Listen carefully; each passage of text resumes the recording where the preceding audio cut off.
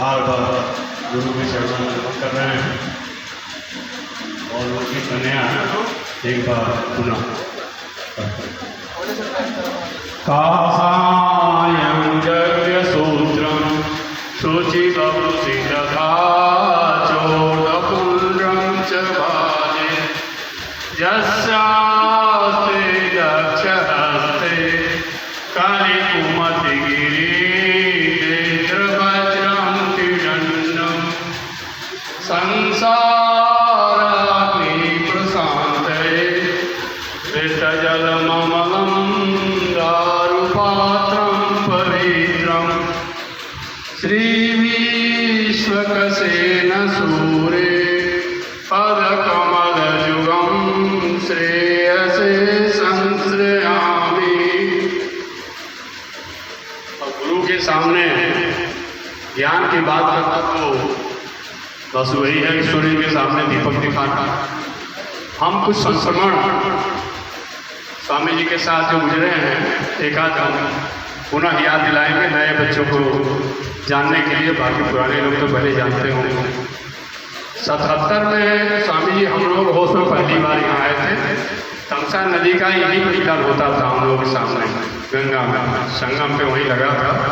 उसी समय हम लोग शिष्य बने थे और उस समय बीच में ये जो यमुनैया नाला है पानी भरा रहता था।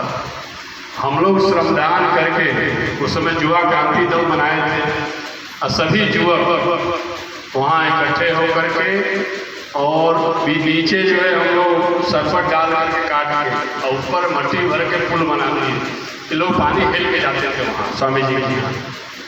उसके बाद बड़ा बढ़िया पुल हो गया। सब लोग गाँव के बाद वहाँ जाते थे सुबह शाम।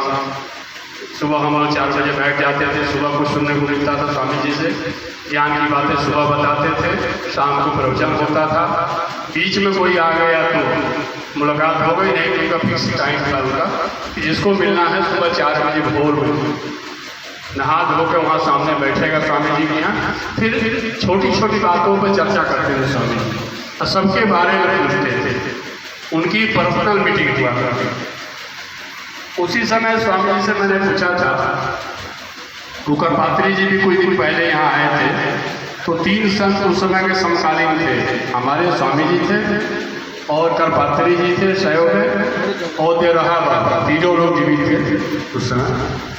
तो स्वामी जी का ये था कि जब भी जहाँ जाते थे चतुर्मास करते थे तो समाधि लगाते थे।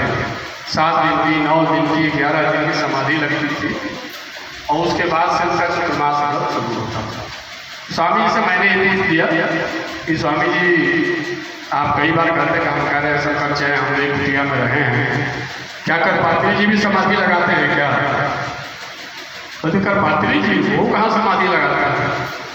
भाई समाधि लगाने के लिए पहला गुण ये है कि कम से कम पद्मासन पे 2 घंटा बैठ गया है, तब जाके समाधि की तरफ आकर्षित होता है।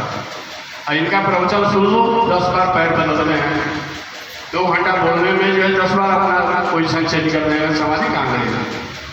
हाँ, वो समाधि पर रहते थे देवरहा बाबा। तो स्वामी जी के वचन थे कि उनमें देवरहा बाबा में सिद्धि थी, तप था।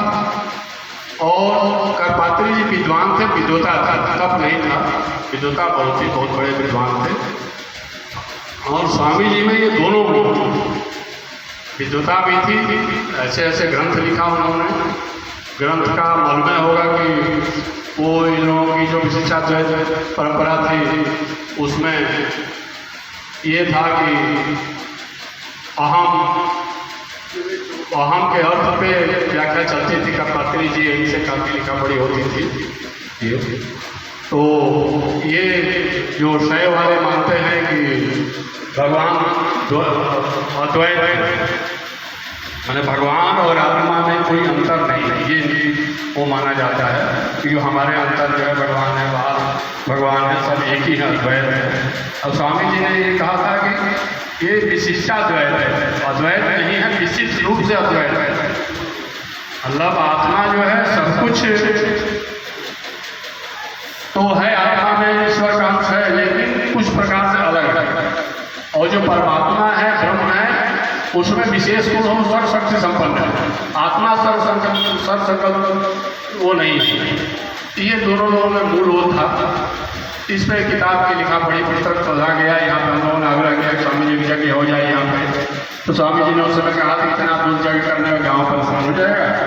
तो हम एक पात्री जी किताब लिखे हैं, वो हम हमारी किताब पे पात्री जी ने कहा मर्द का उन्होंने विवेक स्वामी जी ने लिखा था, उसका उन्होंने खंडन किया था।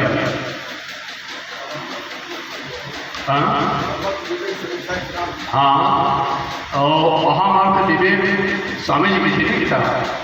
और हम एक समीक्षा एक भ्रांति करके किताब था। तो उन्होंने कहा कि उसका जवाब जो है हम लिखवाएं।